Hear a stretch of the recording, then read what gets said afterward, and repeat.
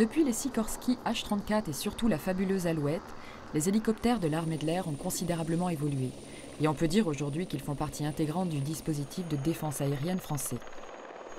Les missions qu'ils accomplissent tous les jours sont des missions de sauvetage en mer ou à terre, au profit des pilotes ou des personnels de l'armée, mais aussi des civils, ainsi que des missions de récupération au combat au sein même des territoires ennemis.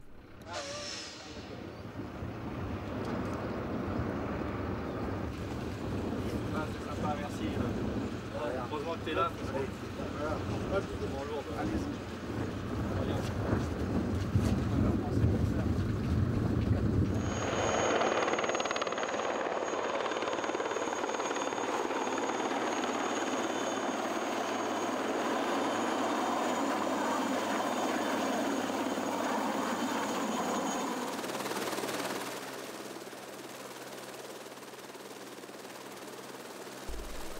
Ils accomplissent aussi des missions de sûreté aérienne qui se développent de plus en plus dans le cadre de la lutte antiterroriste.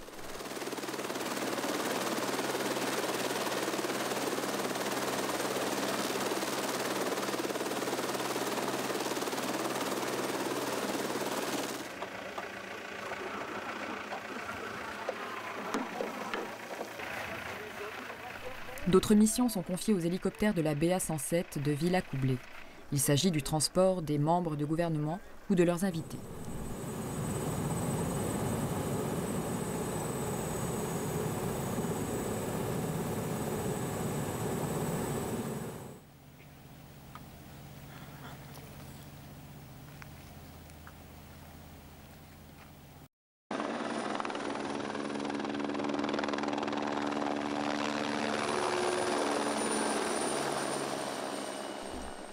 Alors, le Fennec est la version bimoteur et militarisée de l'Écureuil, appareil remarquable de maniement dont le premier vol remonte en 1974.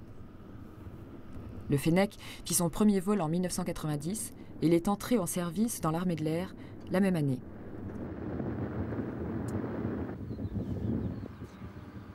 D'une masse à vide de 1700 kg pour une masse au décollage de 2500 kg, il est motorisé par deux turbines Turbomeca TM321 Arius d'une poussée de 400 chevaux chacune.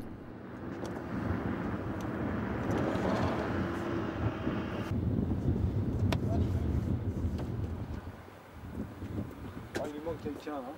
Bon, laisse-le.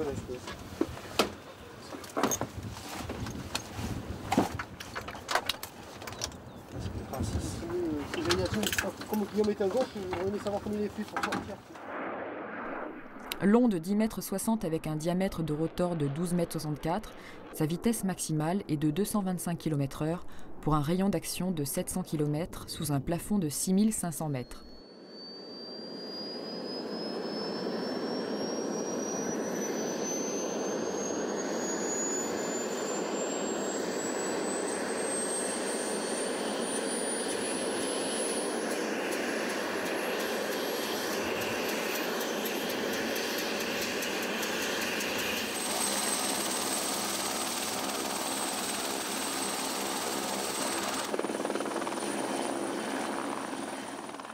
Selon la version, le Fennec peut être équipé de plusieurs types d'armements, en particulier du canon automatique JIAT de 20 mm doté de 240 obus, le pointage en azimut de l'arme étant assuré au palonnier.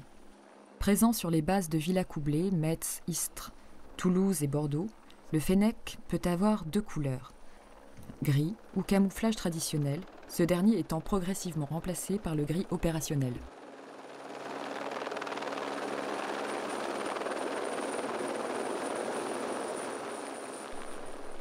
Les missions qui lui sont confiées sont extrêmement variées, des liaisons à la reconnaissance en passant par le sauvetage et la formation. Ces images que nous voyons ont été réalisées au cours d'un stage de formation initiale de treuistes sur la base aérienne 125 d'Istres.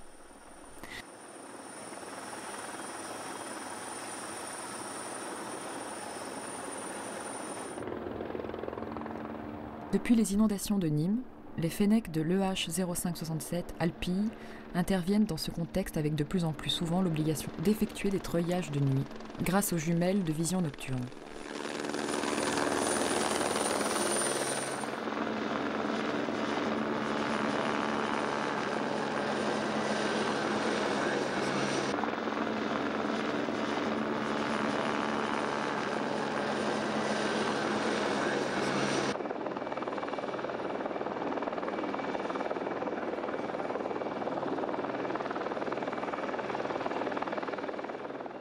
La présence à bord de sauveteurs-plongeurs qualifiés et entraînés est un gage de sécurité pour les sinistrés.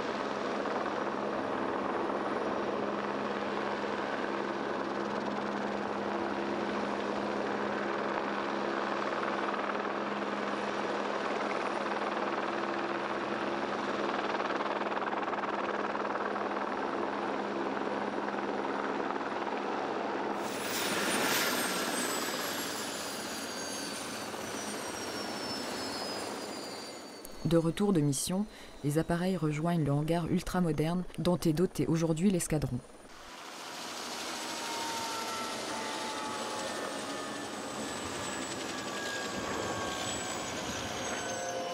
Dos au Mistral pour protéger l'aire de stationnement, ces locaux allient fonctionnalité, modernité et esthétique.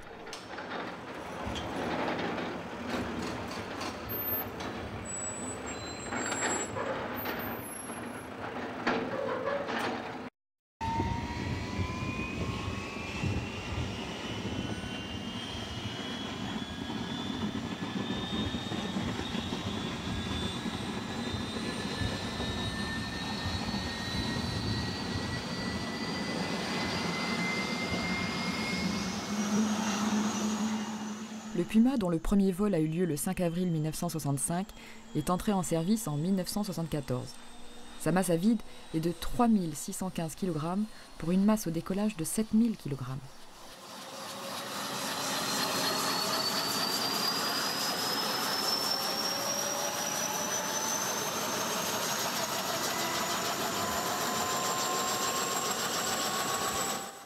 Équipé de 2 turbines turbo-méca, Turbo 3C4, d'une puissance de 1400 chevaux chacune, il peut atteindre une vitesse maximale de 275 km/h.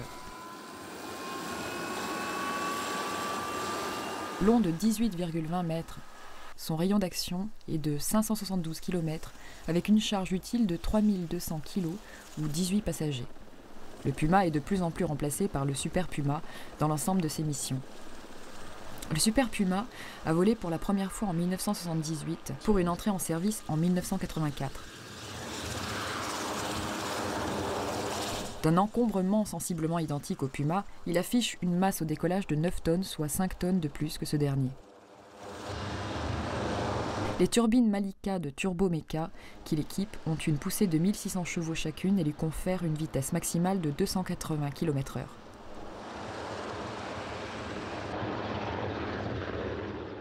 Les missions des Puma et Super Puma sont principalement des missions dites SAR, Search and Rescue. Ces missions sont effectuées principalement au profit des personnels militaires, plus particulièrement des pilotes.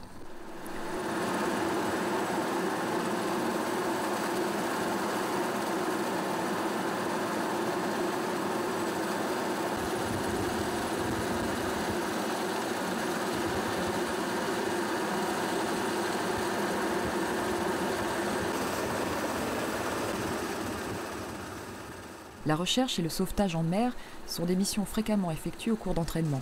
L'intérêt est équivalent pour le personnel de bord ou pour le pilote qui doit supporter la combinaison étanche. Les pilotes peuvent au cours de ces exercices utiliser l'ensemble de leurs équipements de survie et de signalisation dans un cadre sécurisé pour des plongeurs sauveteurs.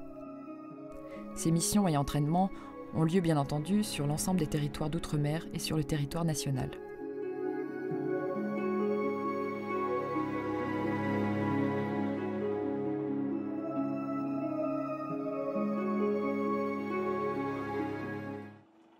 La base d'Istres, dotée d'ateliers ultramodernes, assure l'entretien et la maintenance courante de ces hélicos, grâce à un personnel hautement qualifié qui livre aux pilotes des hélicos à la fiabilité incontestable.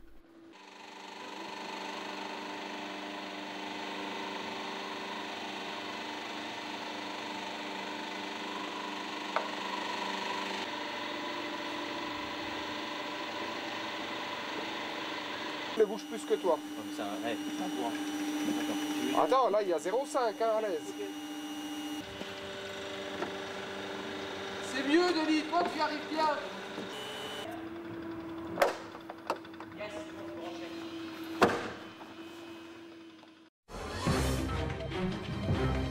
Puma et Super Puma de l'armée de l'air participent à des missions de la plus haute importance. Pour l'état-major, il s'agit de missions RESCO, recherche et sauvetage au combat.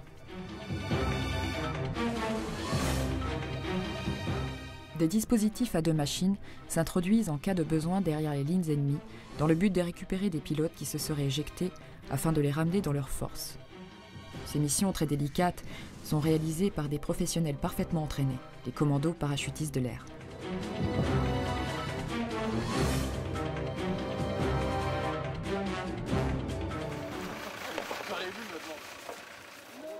Basé à Villacoublay, l'escadron 367 Paris 6 dispose de 3 Super Puma AS-332 dont le rôle est d'effectuer le transport sur des courtes ou moyennes distances, des invités de l'état-major ou des membres du gouvernement eux-mêmes.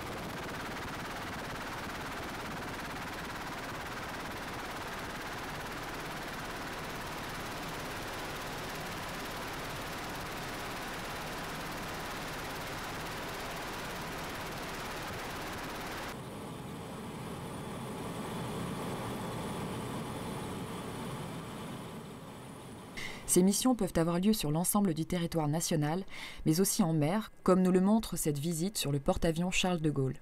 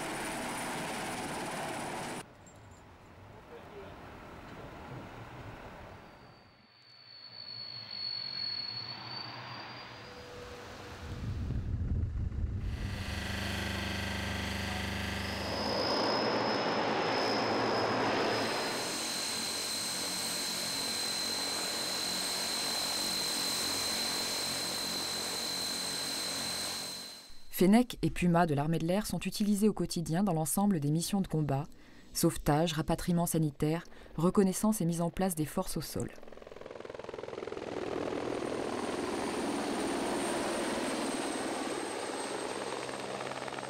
L'ensemble des escadrons et les hommes qui le composent sont présents partout avec la même détermination et la même efficacité.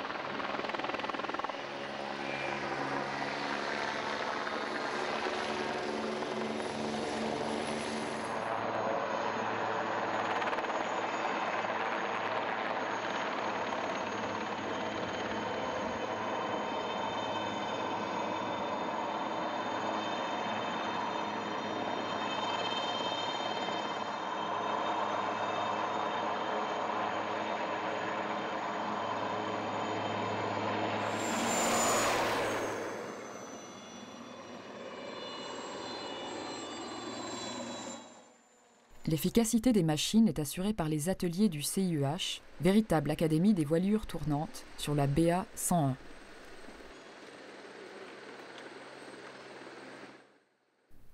Les hélicoptères de tout type font l'objet de visites approfondies d'opérations d'entretien et de réparation extrêmement poussées afin de garantir leurs aptitudes au combat pendant de nombreuses années.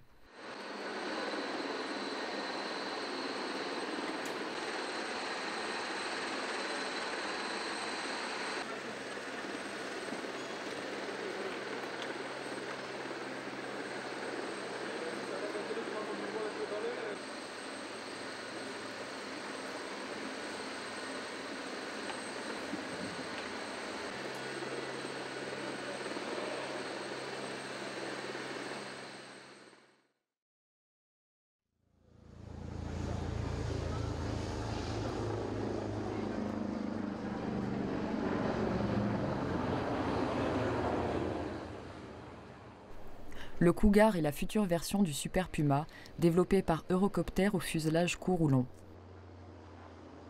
Il équipera l'armée de l'air à partir de 2005 et pourra recevoir divers armements. Il sera même équipé d'une perche de ravitaillement en vol. Puissant et maniable, ce nouvel hélicoptère dispose d'un cockpit entièrement modernisé, d'une motorisation toujours plus puissante avec régulation numérique et d'un rotor à 5 pales. Son aérodynamique autorise une vitesse de rotation plus lente, réduisant les vibrations et le bruit. Le C-725 est un hélicoptère aux performances en hausse, avec plus de charge utile, plus d'autonomie et un entretien simplifié.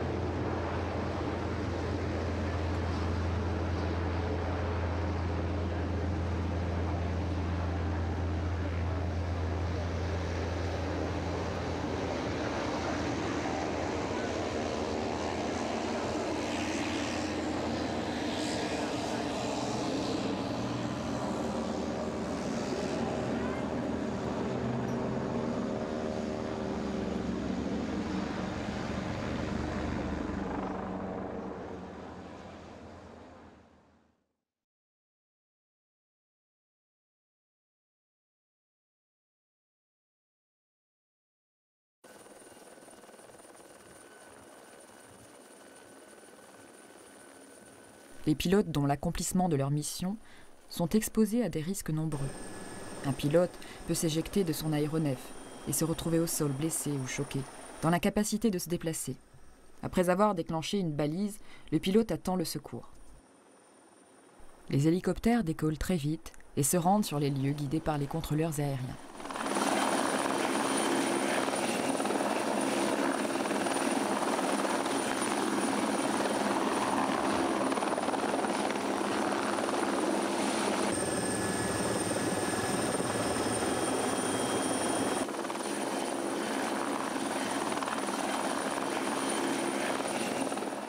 Rapidement, après seulement quelques passes de reconnaissance, l'infortuné pilote, ayant déclenché son feu de détresse, est localisé.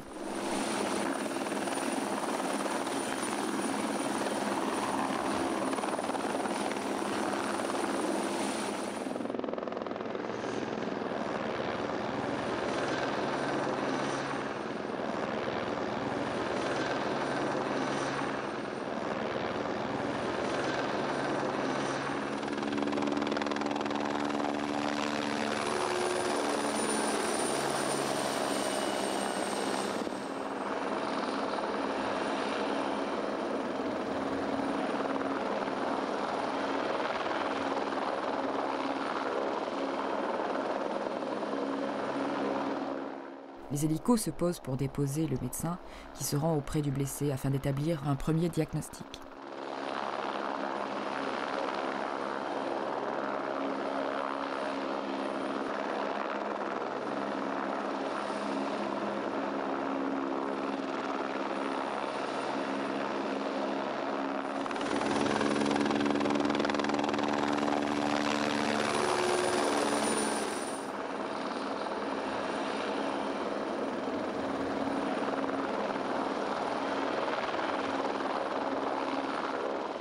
Le pilote est embarqué dans l'hélico, à côté d'un médecin, et se dirige vers l'hôpital le plus proche afin de recevoir des soins appropriés à son cas.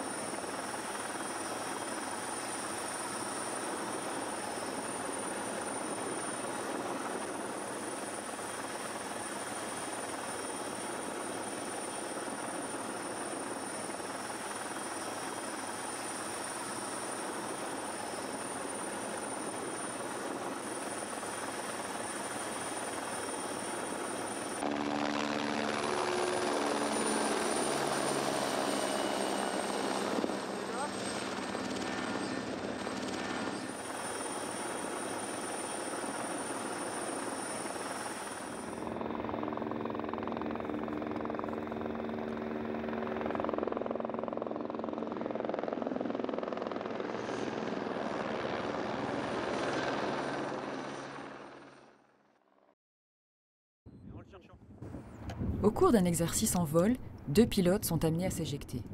Sur la plage, l'un d'eux, apparemment indemne, cherche son équipier, blessé, qui gît sur le sable.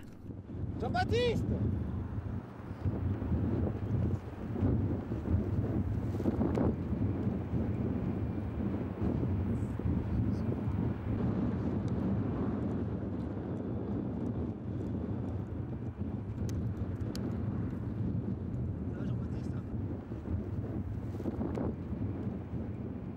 L'alerte est donnée par les autres Alpha Jet de la patrouille qui volaient avec eux.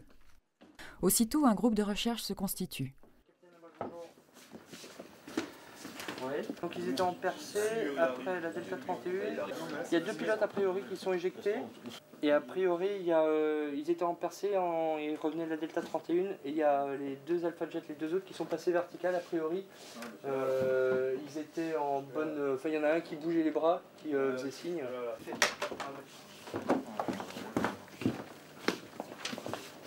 Ok, tout le monde est là. On est parti pour une éjection de deux pilotes.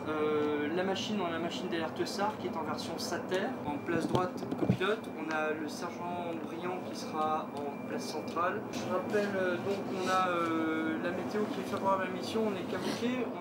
Un briefing est organisé rapidement, mais avec un maximum de renseignements et de précision. Ce brief est fondamental pour éviter de disperser les efforts au cours de la mission qui débute. Médecins et équipage embarquent au plus vite pour se rendre sur zone. Ah oui, c'est pas réglementaire.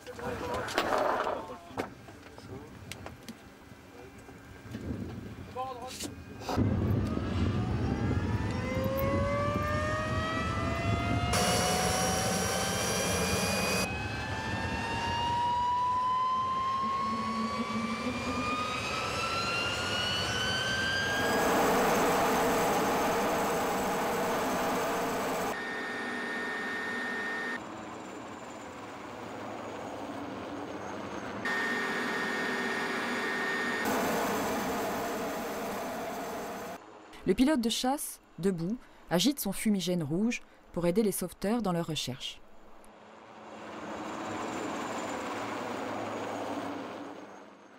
L'objectif étant repéré, le Puma se pose afin que le médecin et les deux plongeurs sauveteurs qui l'accompagnent se rendent auprès des blessés.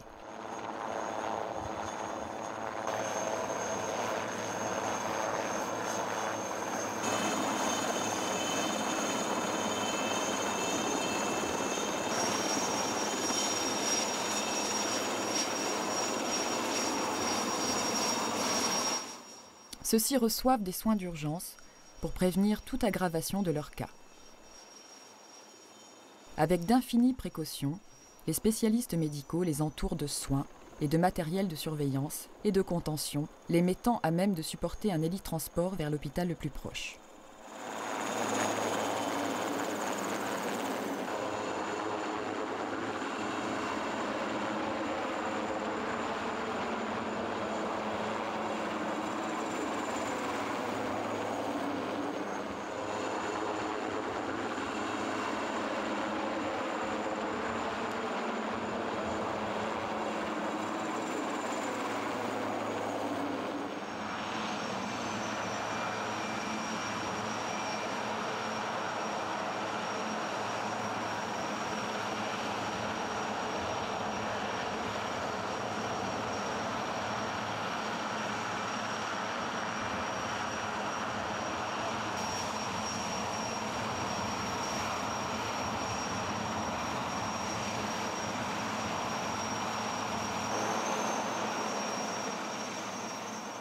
L'hélicoptère qui s'est éloigné afin de laisser les sauveteurs faire leur travail dans de bonnes conditions se pose à nouveau afin d'effectuer l'embarquement des blessés.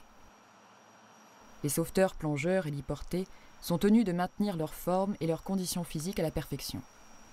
Ils ne savent jamais de quelle nature sera la prochaine mission qu'ils auront à accomplir, ni combien de temps elle va durer. Mais ils savent que tout le monde compte sur eux, partout dans le monde et H24.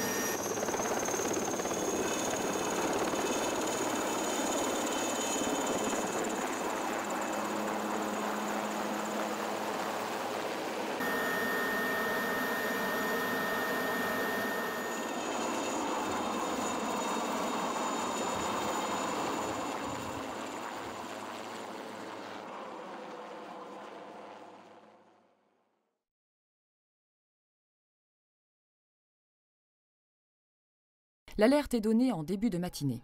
Un pilote s'est éjecté en mer. Il est conscient et attend dans son canot pneumatique qui équipait son siège éjectable. Immédiatement, le SA-330 Puma de l'EH-667 de la base aérienne 126 de Solenzara se porte au secours du naufragé.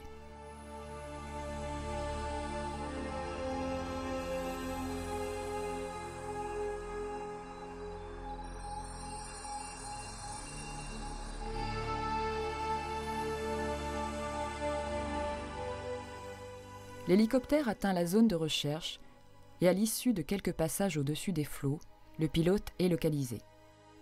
Celui-ci disposait de fumigènes rouges et de fluorescéine colorante qui a laissé une belle trace à la surface de la mer. Les plongeurs se mettent à l'eau, rejoignent le pilote et sous le brouillard d'eau créé par les pales du Puma, resté en vol stationnaire, ils préparent le rescapé à un hélitreuillage qui lui sera salutaire.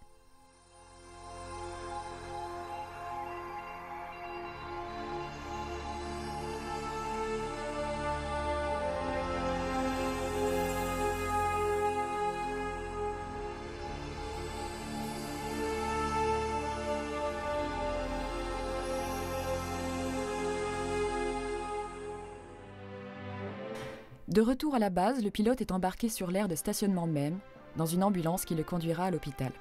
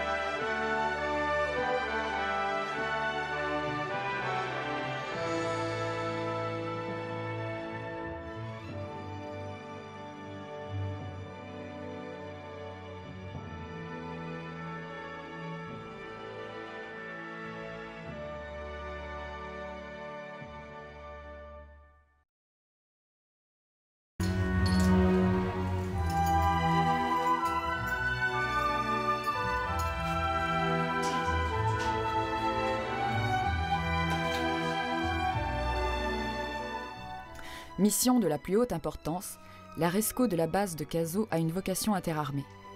Les groupes de récupération au sol se tiennent prêts à voler au secours des éventuels pilotes ou équipages ayant abandonné leur aéronef. La mission principale de l'escadron réside dans la récupération de personnel en perdition en zone hostile.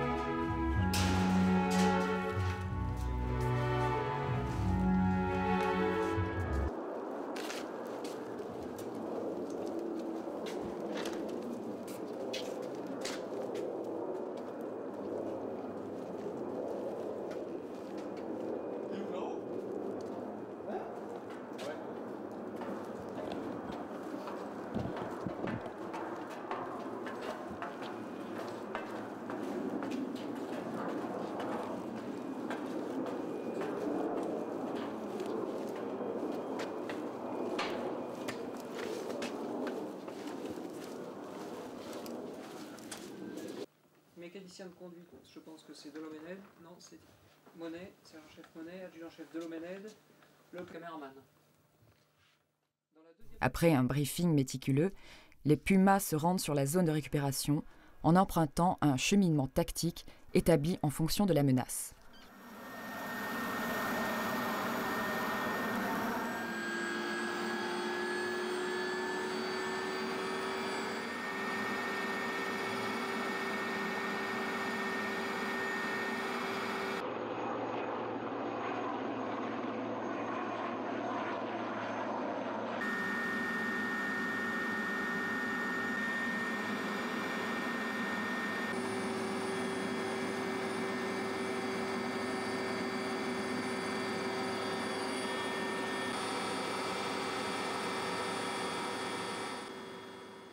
Au cours du trajet, l'un des hélicos assure la conduite de la mission, tandis que l'autre se préoccupe de la navigation et de la tactique.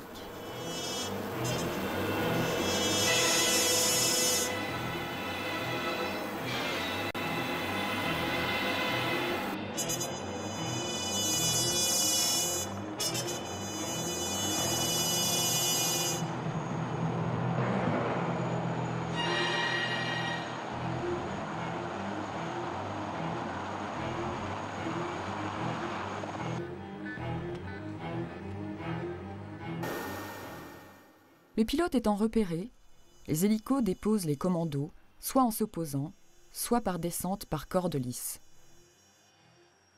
Les hommes du GRS identifient le pilote craché, jaugent son état de santé et le récupèrent à bord.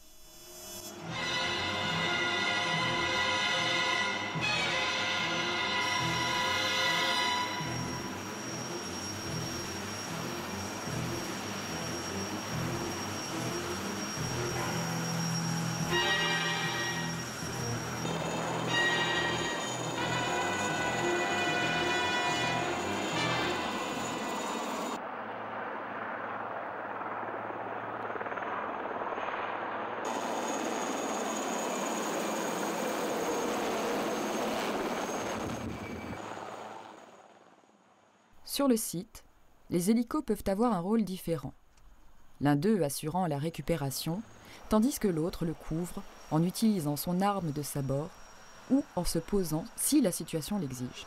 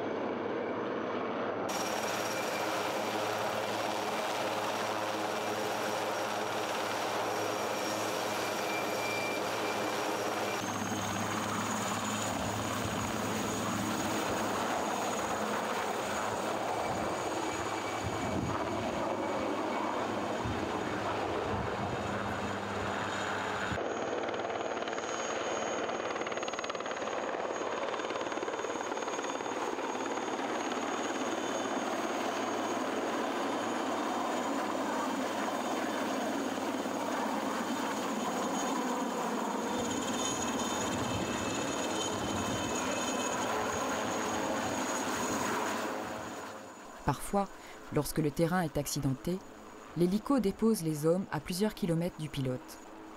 Dans ce cas, les commandos auront à s'infiltrer dans les lignes ennemies pour rejoindre le pilote éjecté et le ramener dans une zone où l'hélico pourra le récupérer par pause ou à l'aide d'un treuil.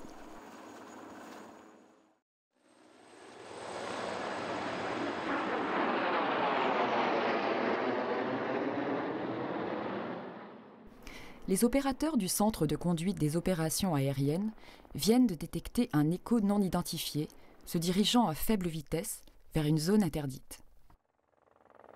Sur l'ordre du centre de conduite, 2 hélicoptères Fennec du 367 Paris 6 vont décoller pour tenter de ramener l'avion suspect sur un itinéraire autorisé ou de l'obliger à se poser afin d'être mis entre les mains des autorités.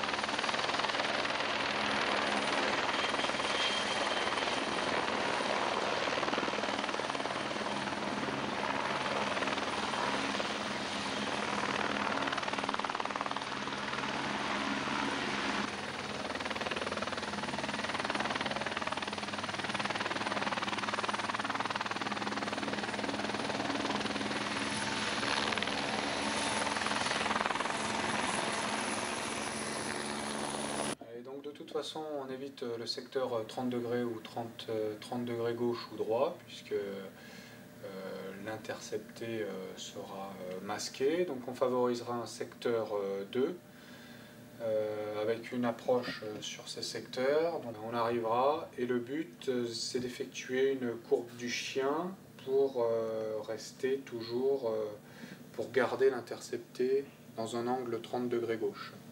Donc là, on le garde en visuel, et puis au fur et à mesure qu'on avance, on va le maintenir toujours gauche, jusqu'à l'acquisition visuelle. Tu m'annonces acquisition JVN, et là, c'est toi qui prendras les bâtons, c'est toi qui prendras les commandes.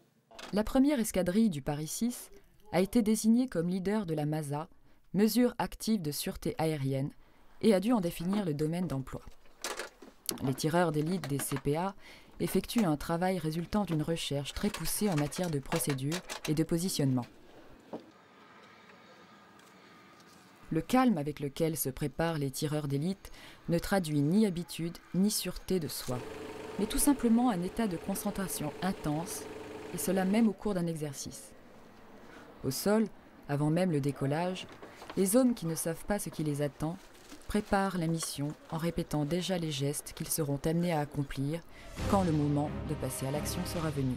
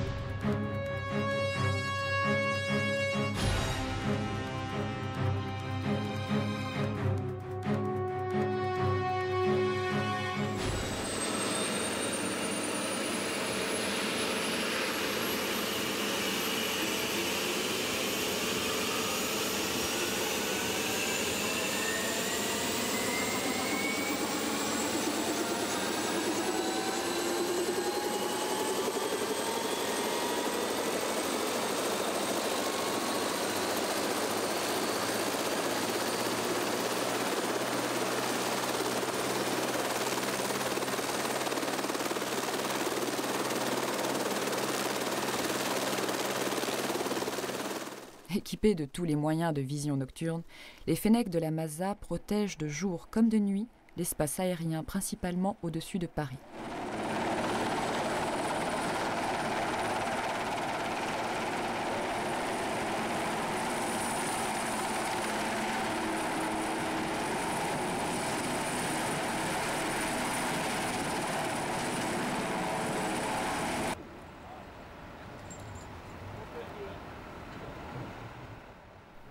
Des équipages identiques seront bientôt en place à Istres et sur d'autres bases afin de garantir au mieux la paix dans le ciel de France.